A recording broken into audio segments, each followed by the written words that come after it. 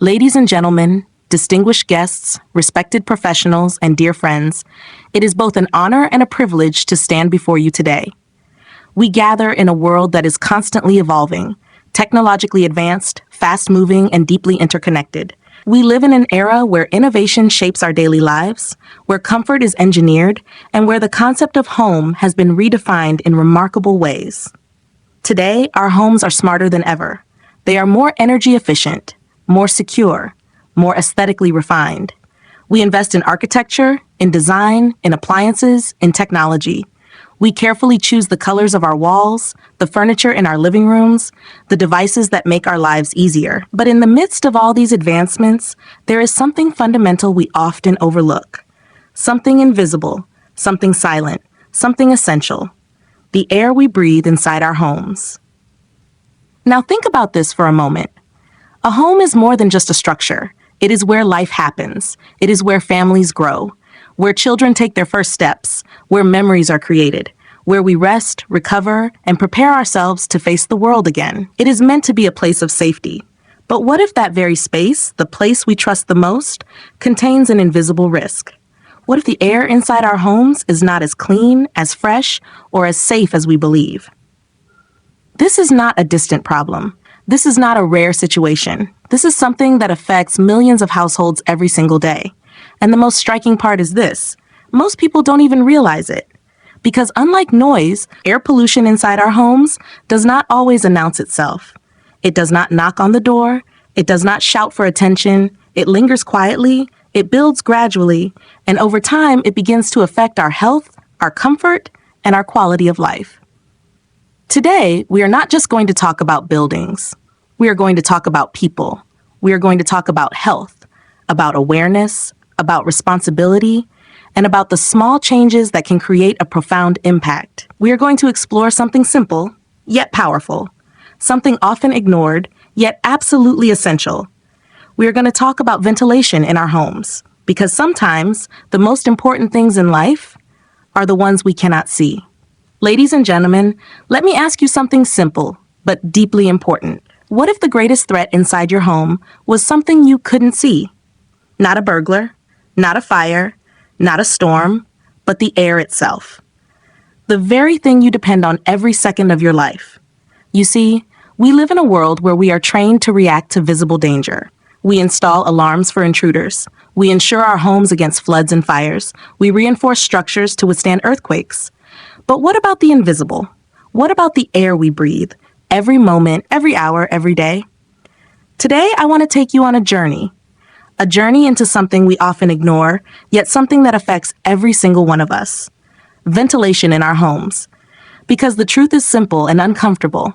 A home without proper ventilation is not just uncomfortable. It can be unhealthy. It can be dangerous. And in some cases, it can be deadly. Part 1, the air we live in.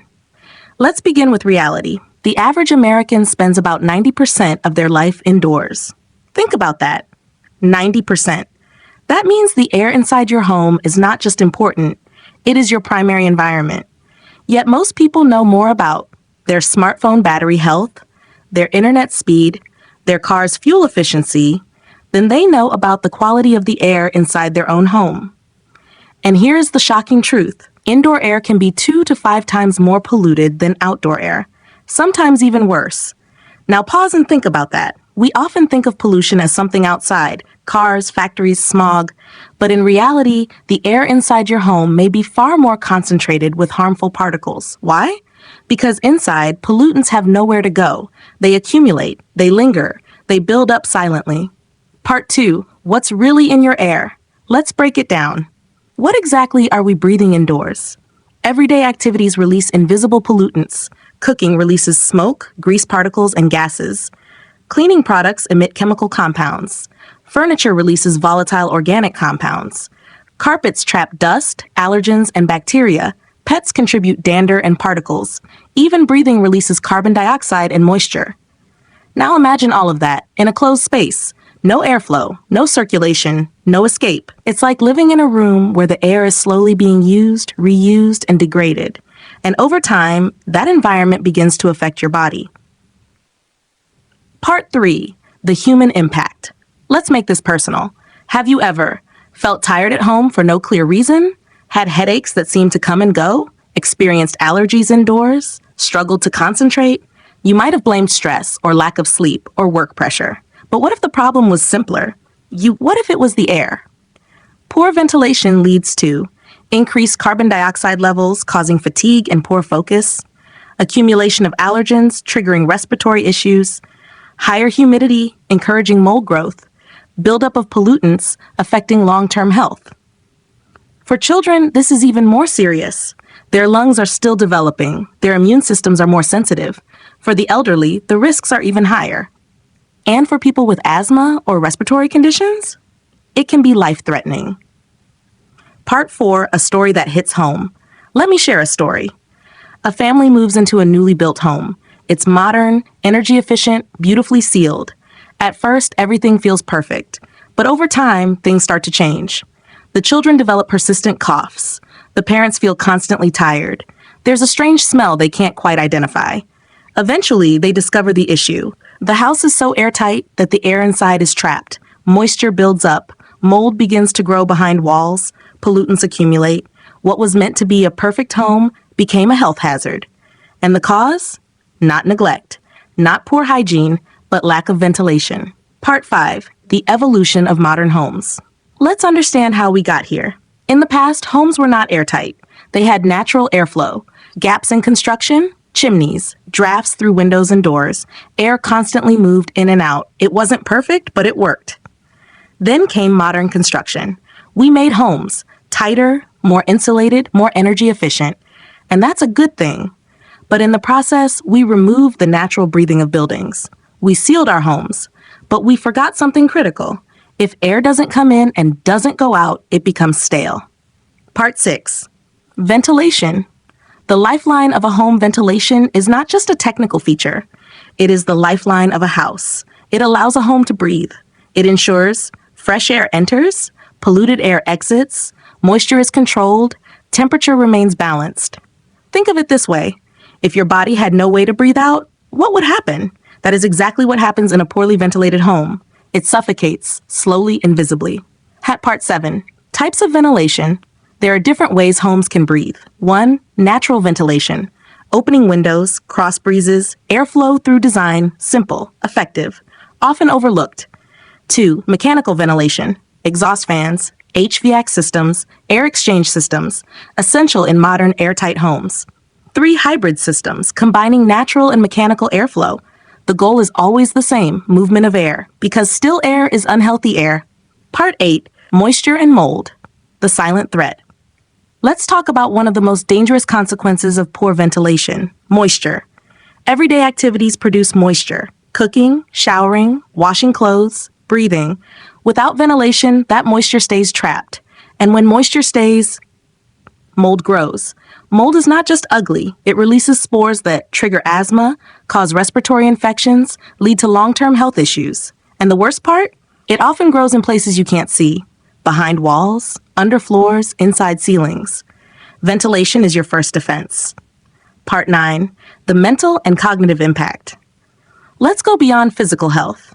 Air quality affects your brain. Studies have shown that poor ventilation leads to reduced concentration, lower productivity, slower decision-making, increased fatigue. In contrast, well-ventilated spaces improve cognitive performance, alertness, mood. Imagine a child trying to study in a poorly ventilated room. Imagine an employee working from home in stale air. This is not just about comfort, it's about performance.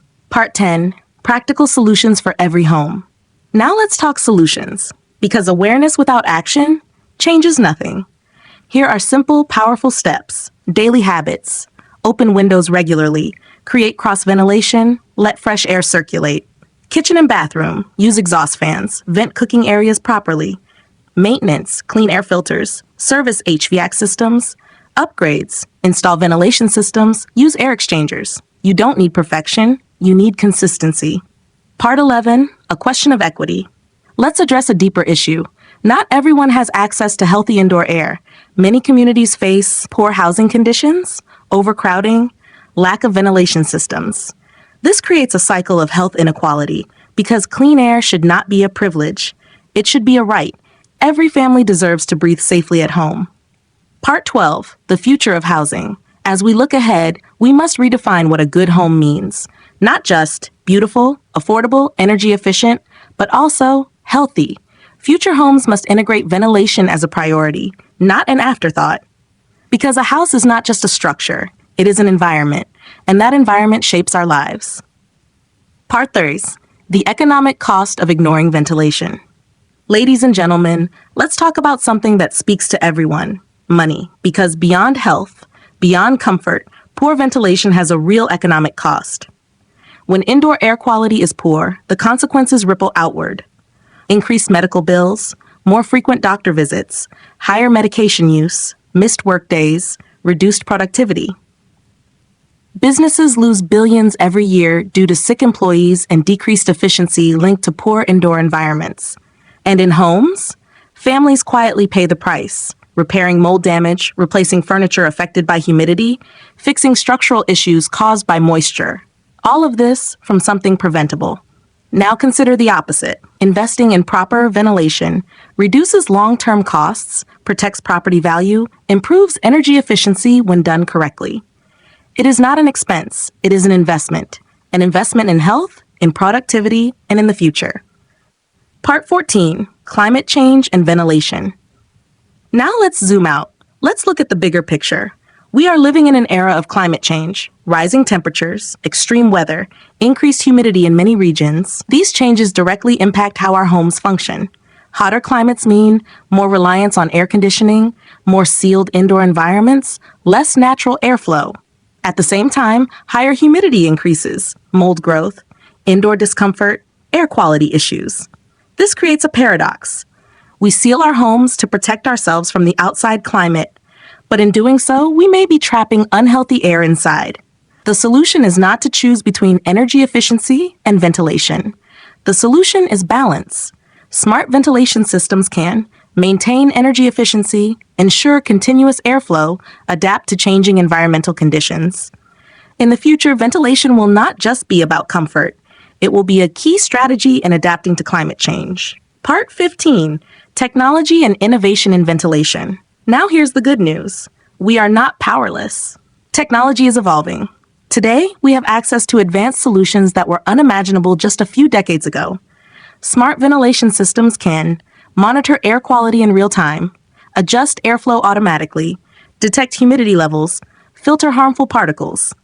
Imagine a home that responds to your needs, a home that knows when the air is becoming stale and corrects it instantly.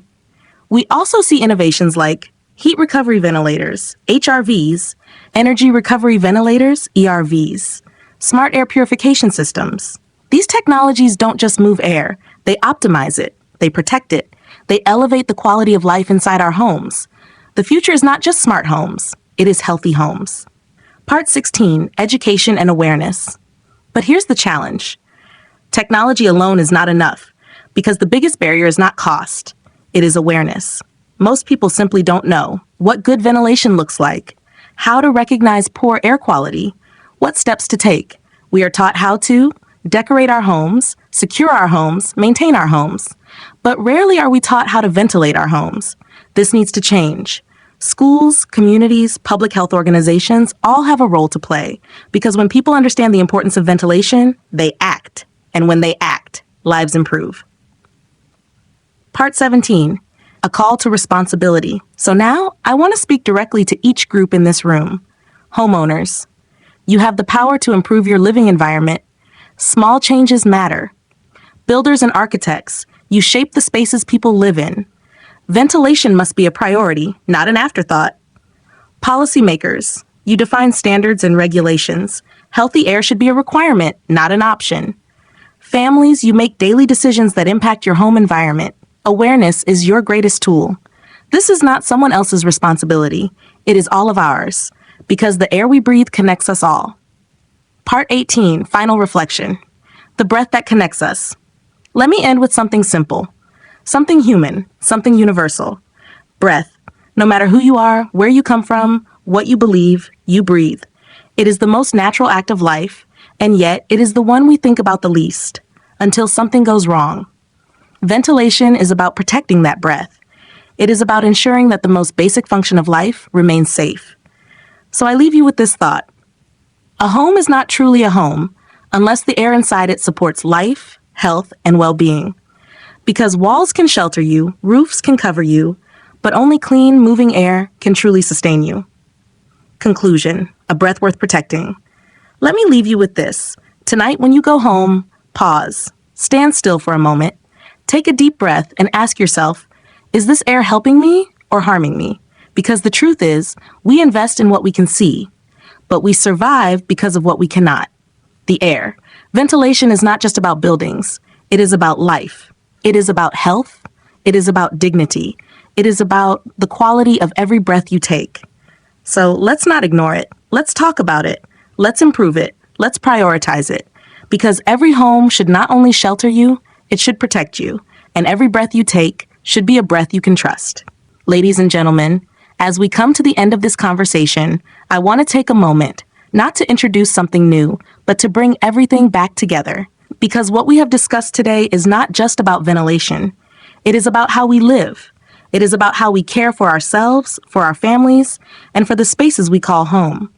We have explored the unseen, the invisible nature of air, the silent accumulation of pollutants, the hidden impact on our health, our productivity, and our well-being.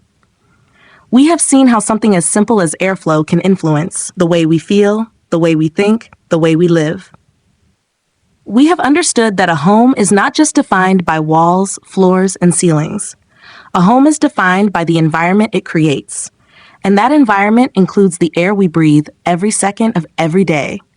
What makes this topic so powerful is its simplicity. We are not talking about something out of reach. We are not talking about something reserved for experts alone. We are talking about something that touches every household, every room, every family, every life. And perhaps the most important realization is this: change does not always require something big. Sometimes it begins with awareness, with a simple decision to open a window, to improve airflow, to pay attention to the quality of the air around us. Small actions, but meaningful ones. Because when it comes to air, there is no pause button. We breathe continuously. And the quality of that breath matters. It matters for our children, who deserve to grow in healthy environments. It matters for our communities, where well-being should be a shared priority. It matters for our future, where homes must not only protect us from the outside world, but also nurture us from within. So as you leave today, I invite you to carry one simple idea with you. Do not take the air in your home for granted. Question it, improve it, protect it. Because in the end, a truly safe home is not just one that shelters you from danger. It is one that supports your life, quietly, constantly, and invisibly. And that begins with the air you breathe. Ladies and gentlemen, every breath you take is a reminder of what matters most. Let's make sure that breath is clean. Let's make sure it is safe. Let's make sure it is worthy of the lives we live inside our homes. Thank you very much.